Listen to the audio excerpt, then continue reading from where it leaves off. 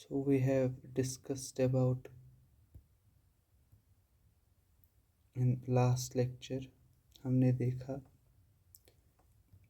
Free trade के बारे में और हमने देखा प्रोटेक्शनिज्म के बारे में और इन दोनों का डिबेट भी हमने समझा। तो लास्ट टाइम हम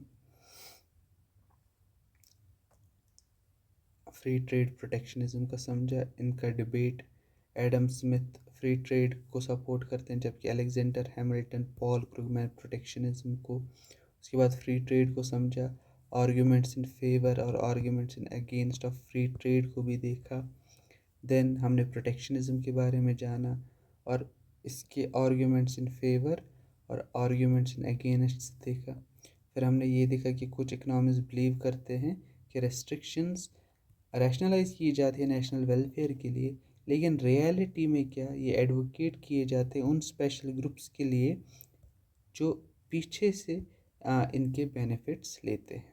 उसके बाद हमने प्रोटेक्शनिज्म उठाया और हमने इसके इंस्ट्रूमेंट्स को देखे कि ब्रॉडली ये डिवाइड किए जाते हैं tariff barriers and non tariff barriers, because historically important tool रहा है दैट इज़ टैरिफ। और टैरिफ बैरियर्स में हमने पहला देखा ad valorem tariff, specific tariff and compound tariff. और इसके बगैर हमने इम्पोर्ट टैरिफ और एक्सपोर्ट टैरिफ भी देखा और some additional information about the world scenarios. Now today we will be discussing about non-tariff barriers.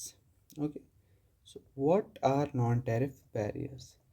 Non-tariff barriers क्या है? ये भी restrictions है। These all also restrictions on international trade. ये भी restriction होते हैं international trade that are not custom duties or tariffs. एक ड्यूटी नहीं होती, टैक्स नहीं होता, टैरिफ नहीं होता, जबकि क्या होता है, रेस्ट्रिक्शंस होती है। ठीक है, these are imposed by governments. इनको कौन इम्पोज करता है? गवर्नमेंट या तो अथॉरिटीज़ जो इनके साथ लिंक्ड है। किस फॉर्म में? या तो किसी लॉ कानून के बारे में या conditions to protect domestic territory from foreign competition. जैसे दो नेशंस के बीच में कोई एग्रीमेंट हुआ कि आप इस चीज़ का जो एक्सपोर्ट है वो उतना ही करेंगे कि हमारी जो डोमेस्टिक इंडस्ट्रीज़ है वो फॉरेन कंपटीशन से सफ़र ना हो। ठीक है, तो नॉन टैरिफ बैरियर्स में जो सबसे पहले हमें आता है, जो पहला टूल है that is about the quota, या जिसको आप इम्पोर्ट कोटा भी बोलते हैं। ठीक है, जब हम कोटा के बारे में बात करते हैं, कोटा क्या है? ये क्या है? It is a non tariff barrier. ठीक है, क्या है? ये एक नॉन टैरिफ बैरियर है। ठीक है, ऑफ क्वांटिटेटिव नेचर। किसका नेचर? इसका नेचर क्या है? ये क्वांटिटी पे लगता है। दैट इज़ कोटा किस पे लगता है? क्वांटिटी ऑफ द प्रोडक्ट पे लगता है। ठीक है, ये क्या है? Quantitative nature restriction on amount of good allowed to be imported, या समटाइम्स अगर आप एक्सपोर्ट कोटा की बात करते हैं तो एक्सपोर्टेड। इसमें क्या होता है? एक कंट्री ए और बी के बीच में ट्रेड होता है और ए बी को कहता है कि आपके ऊपर मैं कोटा लगा रहा हूँ कि आप रुपीज़ आप ए और बी आपस में ट्रेड करते हैं और ये ए एक्सपोर्ट करता है राइस और बी से कहता है कि मैं आपके राइस पे कोटा लगा रहा हूँ कि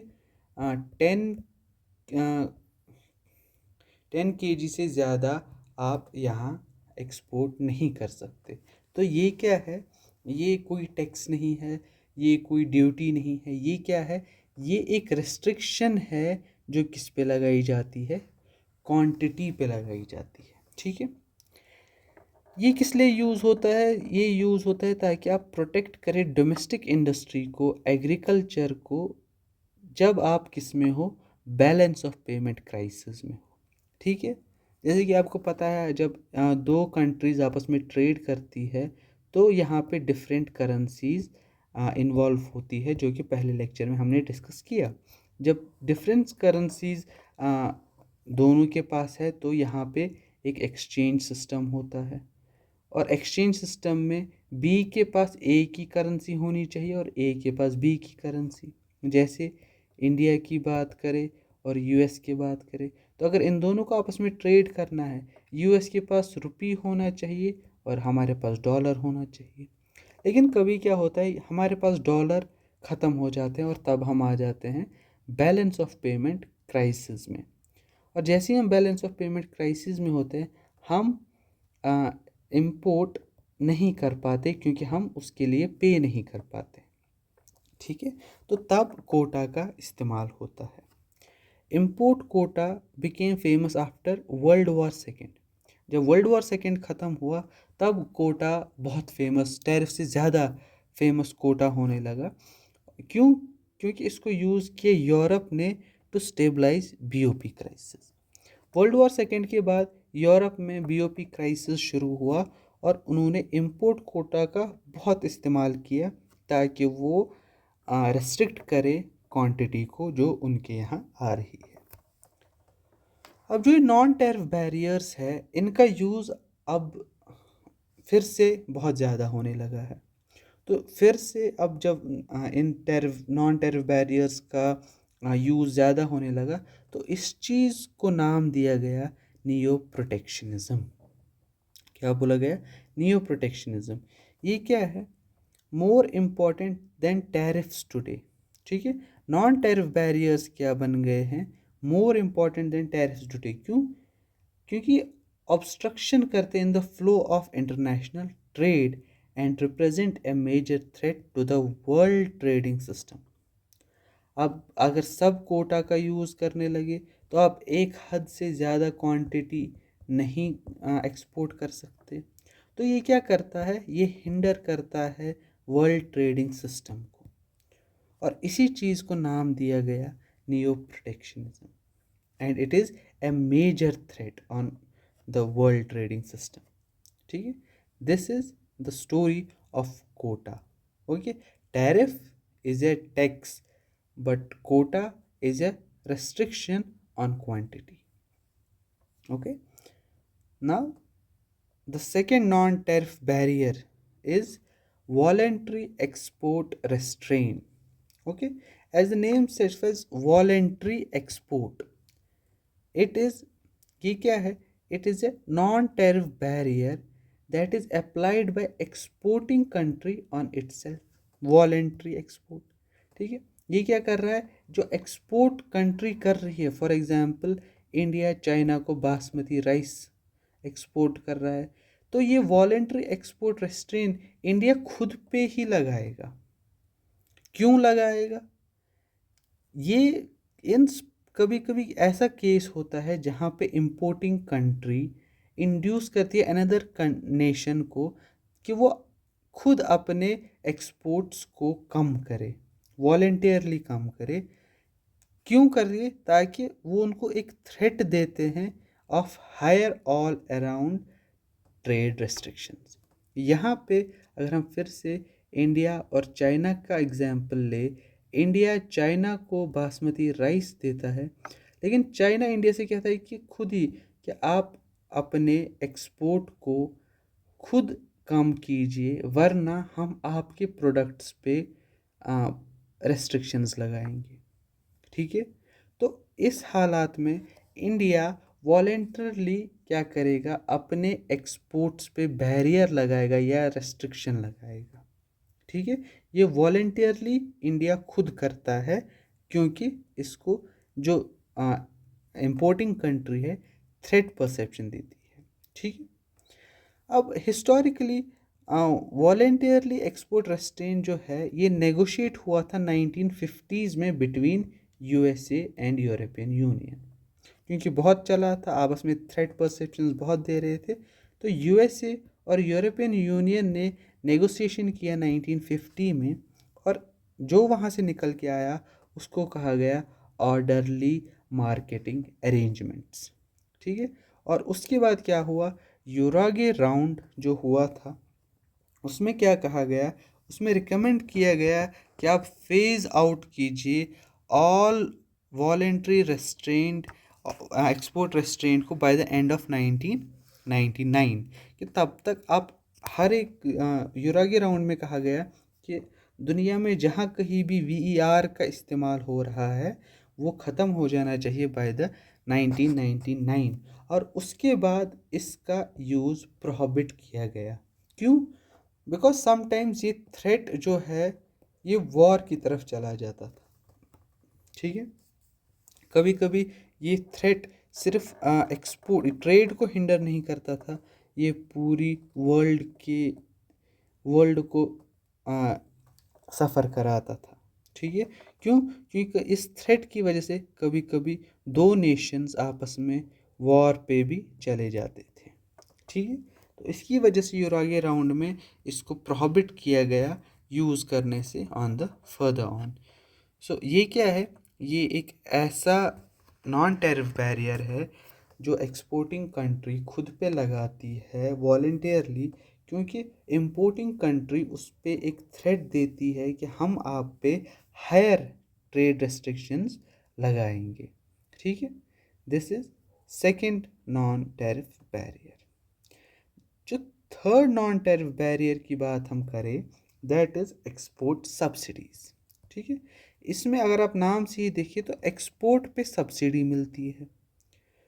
एक्सपोर्ट सब्सिडीज यानी गवर्नमेंट क्या करती है, सब्सिडी देती है फर्म्स को अगर वो किसी प्रोडक्ट का एक्सपोर्ट करे।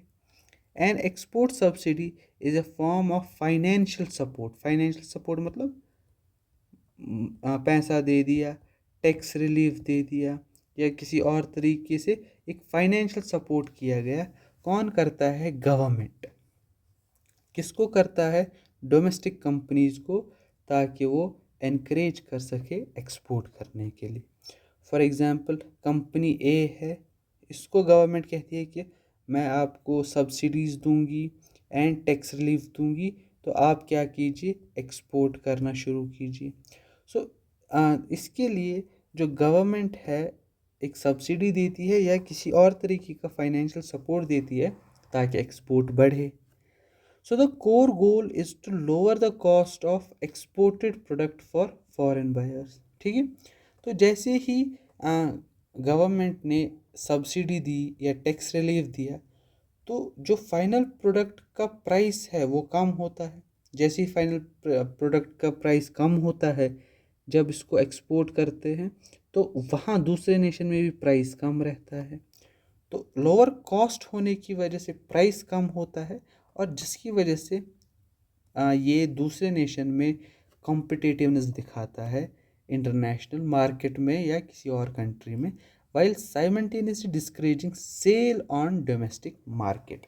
यानी गवर्नमेंट दो काम करती है। पहला काम करती है कि आप सब्सिडीज़ देती है कंपनीज़ को ताकि उनका कॉस्ट कम हो जाए, प्राइस कम हो जाए और इनकी कॉम्पिटिटिवनेस बढ़ जाए इंटरनेशनल मार्केट में।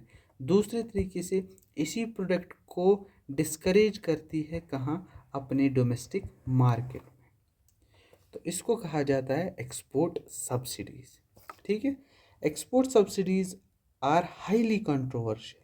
क्यों हाईली कंट्रोवर्शियल? इसलिए है क्योंकि ये डिस्टॉर्ट करते हैं national flow of international trade and resource allocation.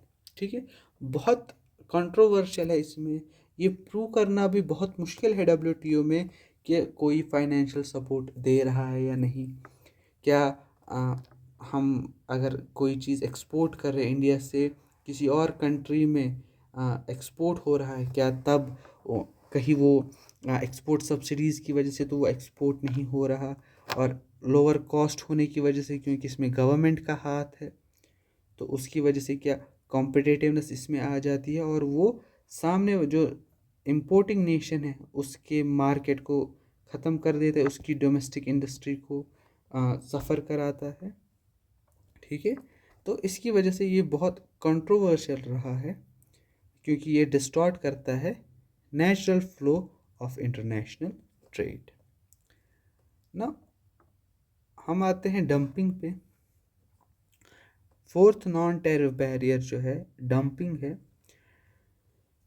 अब तक डंपिंग जो है, डंपिंग क्या है? ये एक प्रोसेस है जहाँ पे export of commodity at below price or at least the sale of commodity at lower price abroad than domestically। यहाँ पे क्या है, यहाँ पे समझिए कि एक कंट्री है ए और बी, दो कंट्रीज है ए और बी, और इनके बीच में ट्रेड हो रहा है। लेकिन ए में क्या है कि प्रोडक्शन बहुत ज़्यादा है, इतना प्रोडक्शन ज़्यादा है कि अब डोमेस्टिकली भी डिमांड फुलफ़िल हो गई है और बी कंट्री में भी इस प्रोडक्ट की डिमांड फुलफ़िल हो गई है।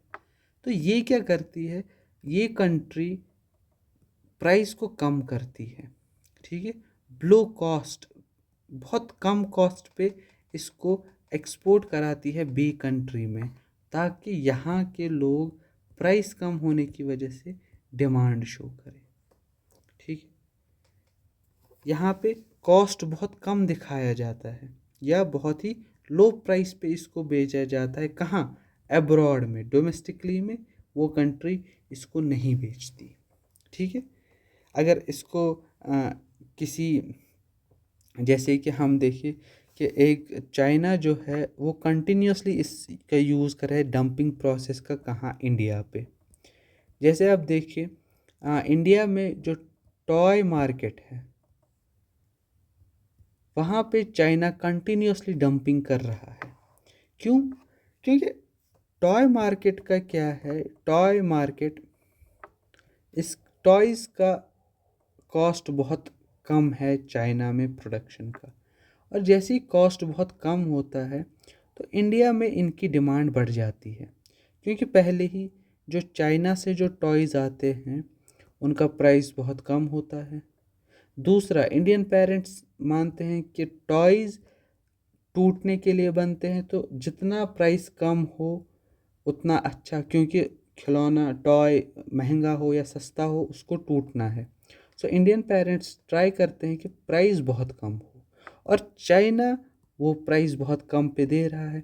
अगर वही इंडियन टॉय कंपनीज़ जो है, इंडियन टॉय कंपनीज़ के पास क्या है, वो जब टॉयज़ बनाते हैं तो उनका प्राइस बहुत ज़्यादा हो जाता है, और इंडियन पेरेंट्स इसको लाइक नहीं करते। इसकी वजह से जो चाइना के टॉयज़ है उनका प्राइस बहुत कम होता है और ऑफ ग्रेट डिमांड होते हैं इन इंडिया, ठीक है। इसी तरह आप देखेंगे कि मेजॉरिटी, अगर आप कोई भी टॉय मार्केट में देखते हैं, that will be of made in China. And China ने ये मार्केट इंडिया में wholly and solely only because of this dumping process की वजह से बनाया है। क्यों? क्योंकि ये बिलो कॉस्ट बेचता है अपने टॉयज़ को, ठीक है, बहुत ही लोअर प्राइस पे बेचता है। तो आप देखेंगे कि आज जो भी आप टॉय खरीदने जाए मार्केट में, that will B 99% made in China, okay, that will be a made in China. And this dumping process का शिकार इंडिया की टॉय टॉय सेक्टर हुआ है, ठीक है। अब डंपिंग भी क्या है, दो तरीके से की जाती है। डंपिंग के मोटिव्स क्या क्या है, या तो डंपिंग प्रेडेटरी हो सकती है या स्पॉर्ड्रिक हो सकती है, ठीक है। यहाँ पे क्या होता है, यहाँ पे टेम्परेरी सेल ऑफ कमोडिटी होती है एट बिलो कॉस्ट या लेस प्राइस अब्रॉड में। क्यों? ताकि डिराइव किया जाए फॉरेन प्रोड्यूसर्स को आउट ऑफ द बिजनेस से। जैसे चाइना ने किया, उन्होंने क्या किया, धीरे धीरे टॉयज़ को डंप करना शुरू किया इंडिया में, और जो इंडिया में टॉय मेकिंग कंपनीज थी उनको फील्ड से बाहर निकाल दिया। Then, after which prices are raised to take the advantage of newly acquired monopoly in abroad। पहले ये क्या करते हैं, डंपिंग करते हैं, वहाँ के मार्केट को कन्फिस्केट करते हैं ये बता के कि प्राइस बहुत कम है, और जैसे ही यहाँ की कंपनीज वो सेक्टर छोड़ना स्टार्ट करती है, ये कंपनीज यहाँ पे मोनोपोली बना लेती है, और जैसे ही मोनोपोली आ जाती है ये क्या करते हैं, प्राइस को राइज करना शुरू करते हैं और एक्सप्लॉइट करना स्टार्ट करते हैं इस नए मार्केट को, ठीक है। लेकिन यहाँ पे क्या होता है, temporary surplus of commodity is occasionally dumped और सेल्ड एट लोअर कॉस्ट। ठीक है, यहाँ पे क्या हुआ कि चाइना ने फ्रीक्वेंटली पहले इंडियन टॉय सेक्टर को अटैक किया इस टेम्पररी सरप्लस कमोडिटी को बेचने के लिए, और धीरे धीरे डंपिंग जो उन्होंने टेम्पररी सरप्लस को ताकि जो एक्स्ट्रा सरप्लस उनके पास टॉयज़ बचे थे उनको डंप करने के लिए भेजा। धीरे धीरे उन्होंने यहाँ पे मोनोपोली बना ली, और जैसे ही मोनोपोली बन गई तो आज आप देखेंगे हर जगह चाइना के टॉयज़ हैं। ठीक है, क्योंकि चाइना चाइना के पास प्रॉब्लम क्या है, चाइना प्रोडक्शन बहुत ज़्यादा कर रहा है, बहुत ज़्यादा प्रोडक्शन कर रहा है। तो अगर अब वो सरप्लस है उसके पास, अगर वो सरप्लस को डंप ना करे तो क्या होगा, प्रोडक्शन रुक जाएगा। प्रोडक्शन अगर रुक गया तो ग्रोथ ख़त्म, ग्रोथ ख़त्म तो जो वो सेक्टर है वहाँ से फर्म्स कंपनीज बाहर आना शुरू हो जाएगी, और ये डायरेक्टली उनके नेशनल इनकम और ग्रोथ रेट को सफ़र कराएगा। तो इसलिए चाइना क्या कर रहा है, चाइना चीज़ों को डंप कर रहा है ताकि प्रोडक्शन चलता जाए, प्रोडक्शन चलता जाएगा तो ग्रोथ रेट बढ़ता जाएगा। ठीक है, तो इसलिए आप क्या, आपको डंपिंग करनी पड़ती है। ठीक है, आप डंपिंग नहीं छोड़ सकते, क्योंकि अगर आपने डंपिंग करना शुरू नहीं किया तो इन्वेंट्री बन जाएगी, इन्वेंट्री बन गई तो प्रोडक्शन स्टॉप हो जाएगा, प्रोडक्शन स्टॉप हो जाएगा तो आपका वो सेक्टर बैठ गया, ग्रोथ उस सेक्टर की ख़त्म हो गई। ठीक है, जापान को एक्यूज़ किया जाता है of dumping steel in US and European union. बहुत टाइम जापान क्या है, सिमिलरली स्टील बहुत ज़्यादा प्रोड्यूस करता है। अब अगर जापान स्टील को जो सरप्लस है उसको जापान में ही रखना शुरू कर दे तो धीरे धीरे प्रोडक्शन बंद हो जाएगा, प्रोडक्शन बंद हो जाएगा तो growth rate of steel sector ख़त्म हो जाएगी और धीरे धीरे स्टील सेक्टर बैठ जाएगा। तो इसलिए जापान क्या कर रहा है, डंप कर रहा है स्टील को यूएस और यूरोपियन यूनियन में। सिमिलरली यूरोपियन यूनियन की टेंडेंसी रही है कि वो परसिस्टेंटली डंप करता है एग्रीकल्चर कमोडिटीज़, क्योंकि अगर ये एग्रीकल्चर कमोडिटीज़ को डंप ना करे तो इसके एग्रीकल्चर सेक्टर जो है इसकी ग्रोथ गिर जाएगी, ग्रोथ गिर जाएगी तो जो अनएम्प्लॉयमेंट है वो बढ़ जाएगी। ठीक है, तो बहुत सारी चीज़ें हैं जो कि इस सरप्लस की वजह से प्रॉब्लम्स होती है। जैसे ही किसी सेक्टर में सरप्लस आया तो पहले ही जो प्रोडक्शन है वो कम होना शुरू हो जाएगा। जैसे ही प्रोडक्शन कम होगा तो जो एंटरप्रेन्योर है वो क्या करेगा, लेबर कम हायर करेगा, जिसकी वजह से अनएम्प्लॉयमेंट की सिचुएशन आ जाए। ठीक है, जो ये सेक्टर है जिसमें सरप्लस आया उस सेक्टर की ग्रोथ ख़त्म हो जाएगी। ठीक है, तो इसकी वजह से डंपिंग जो है हर नेशन कभी ना कभी कर रहा है। लेकिन 2007 में 29 countries including the whole European Union, इन्होंने क्या किया, फ्रेम किए एंटी डंपिंग लॉज। ठीक है, और एंटी डंप और डंपिंग को क्या किया गया, इसको बोला गया कि ये गलत है, और अगर आप साबित कर पाए कि कोई नेशन आपके यहाँ डंपिंग कर रहा है तो आप WTO में जा सकते हैं। ठीक है, and India several times China के खिलाफ WTO में गया है डंपिंग के लिए, बट इंडिया के पास एज सिमिलर कोई प्रूफ नहीं होता कि वो यहाँ डंपिंग कर रहा है। ठीक है, so we have gone through all non-tariff barriers and tariff barriers here। आप देख सकते हैं टैरिफ बैरियर्स को हमने डिस्कस किया, एड वैलेरियम स्पेसिफिक कंपाउंड टैरिफ देख लिया, नॉन टैरिफ बैरियर्स को देख लिया, कोटाज को देखा, export subsidies, voluntary export restaurant और डंपिंग को भी हमने देख लिया। ठीक है, आई होप आपको समझ आ रहा होगा, ठीक है। नाउ यहाँ पे एक इम्पॉर्टेंट कंसेप्ट आता है, that is the concept of optimum tariff. Okay, optimum tariff एक इम्पॉर्टेंट कंसेप्ट है इंटरनेशनल इकोनॉमिक्स में। ऑप्टिमम टैरिफ, ऑप्टिमम टैरिफ क्या है? This optimum tariff is a rate of tariff. ये टैरिफ का एक रेट है जिसको हम ऑप्टिमम टैरिफ कहते हैं, जो क्या एक कंट्री इम्पोज करती है, किस लिए? ताकि वो मैक्सिमाइज कर सके उसका नेशनल इकोनॉमिक वेलफेयर, जिसको हम गेन फ्रॉम ट्रेड भी कहते हैं, ठीक है। अपने वेलफेयर को आप टैरिफ को इस तरीके से इस रेट पे रखना जहाँ पे आपको मैक्सिमम नेशनल इकोनॉमिक वेलफेयर मिले, उस रेट ऑफ टैरिफ को कहा जाता है ऑप्टिमम टैरिफ। जैसे एग्जाम्पल से हम समझे, एक एग्जाम्पल लेते हैं इस ऑप्टिमम टैरिफ को समझने के लिए। इंडिया और चाइना आपस में ट्रेड कर रहे हैं, ठीक है। और इनिशियली बोथ कंट्रीज स्टार्ट कर रही है फ्री ट्रेड से, ना इंडिया चाइना पे कोई रेस्ट्रिक्शन लगा रहा है, ना चाइना इंडिया के ऊपर, और दोनों गेन फ्रॉम ट्रेड एंजॉय करते हैं, दोनों को फ़ायदा हो रहा है। लेकिन फिर क्या होता है? As soon as a country levies tariff on goods of other country, the country imposing tariff maximizes its national welfare up to maximum, जिसको अभी हमने ऑप्टिमम टैरिफ कहा। तो दोनों फ्री ट्रेड कर रहे हैं, बीच में क्या होता है, एक कंट्री उठती है और टैरिफ लगाती है दूसरी कंट्री पे।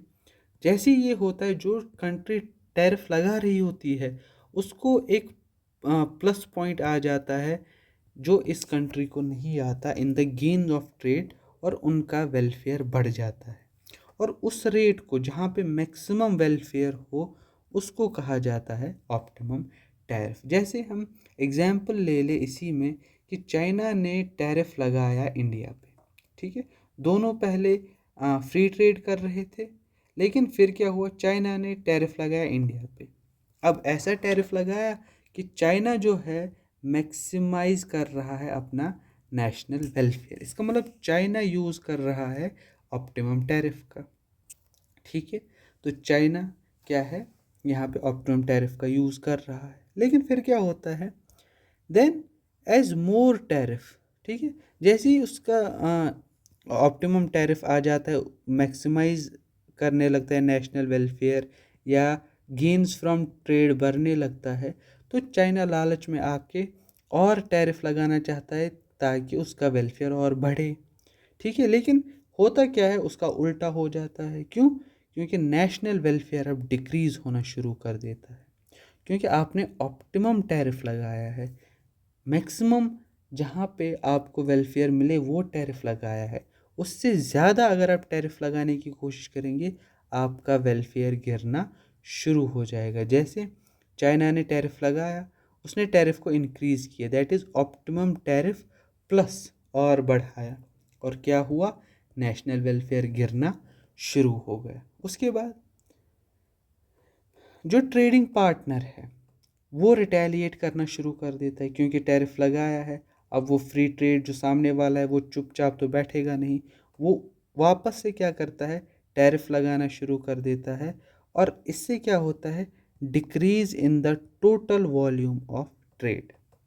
अब तक चाइना टैरिफ लगा के एक क्या करता था, टैक्स कमा रहा था, जिसकी वजह से उसको गेन हो रहा था, ठीक है। और इंडिया रिटेलिएट नहीं कर रहा था अब तक, तो उसका गेन बढ़ रहा था।